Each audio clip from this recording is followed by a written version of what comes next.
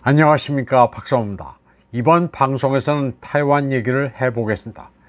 민진당의 라이칭더 총통 당선자는 오는 5월 20일 취임합니다. 그런데 외교적 고립이 급속히 심화되고 있습니다. 현재 타이완의 수교국은 12개입니다. 바로 이 나라들인데 아마도 어느 나라인지 국기를 보고 알기가 힘듭니다. 과테말라, 파라과이, 스와질랜드, 벨리즈, 마셜군도, 팔라우, 아이티, 바티칸, 투발루 등입니다. 차잉원 정권 초기 20여 개국이었는데 그게 절반으로 줄었습니다. 여기서 4개국은 시한폭탄입니다. 언제 타이베이와 외교 관계를 단절할지 모릅니다. 타이완 외교부장 우자오시는 한 방송 프로그램에 출연해 당장 2개국이 추가로 외교 관계를 단절할지도 몰라 공포스럽다고 털어놨습니다. 타이완의 수교국 대부분은 빈곤한 나라입니다. 타이완과 중국은 이들 국가들을 상대로 금전 외교를 벌여왔습니다. 운동장을 지어달라, 도로를 닦아달라, 학교, 병원 같은 시설 건설을 지원해달라는 요구를 다 들어줘야 합니다. 타이완과 외교 관계를 유지하는 나라들은 다 돈이 절실한데 타이완이 돈의 전쟁에서 중국을 이길 수가 없습니다. 타이완은 라이칭대 총통 취임을 전후해 두 나라가 단교할 것으로 예측하고 있습니다. 취임 축하를 해줘도 모자른데 정권 출범에 맞춰 외교 관계를 끊을 수도 있다는 가능성이 경악하고 있습니다. 아이티와 과테말라가 단교를 선언할 것으로 예상되고 있습니다. 우자오시의 외교부장은 어느 국가인지는 밝히지 않았지만 한 나라가 단교 당하지 않으려면 60억 달러 지원을 요구했다고 털어놨습니다.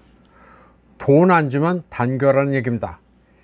2024년 1월 13일 총통 대선이 끝나고 이틀 후인 1월 15일 남태평양의 섬나라 나우루가 돌연 중국에 붙어 타이완과 단교하기도 했습니다. 여기다 설상가상으로 리투아니아 나우세다 대통령이 돌연 리투아니아 주재 타이완 대표처의 명칭을 타이베이 대표처로 바꾸라고 요구했습니다. 중국과 관계 개선을 해야 한다는 이유였습니다. 이에 대해 타이완 외교부는 절대 수용할 수 없다고 했지만 그래봐야 별 방법이 없습니다. 지독한 러소포비아 국가인 리투아니아는 중국과도 다툰 바 있습니다. 그러면서 타이완에 접근해 같은 민주주의 국가라면서 러시아, 중국 같은 전체주의 국가에 맞서 싸우자고 했습니다. 리투아니아와 타이완 모두 러시아, 중국에 대항한다면서 우크라이나에 환장한 국가입니다. 지난해 우크라이나를 응원하는 리투아니아 비주스의 콘서트장 입구 풍경입니다. 타이완인들이 청천백일기가 아닌 대체 국기를 흔들고 있는 모습입니다.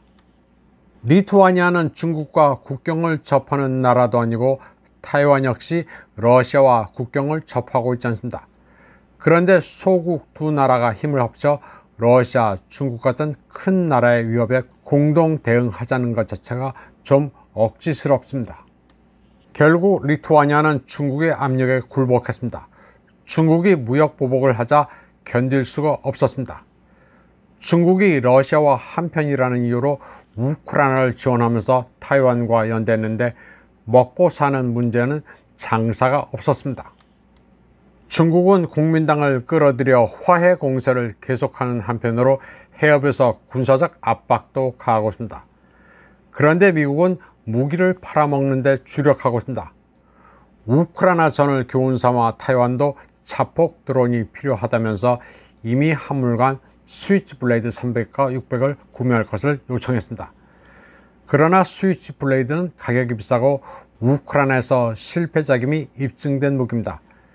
전자전에 무력하고 고장도자자 우크라이나군이 불만을 토로한 무기를 타이완에 처분하려 하고 있습니다. 이번 방송은 여기까지 하겠습니다.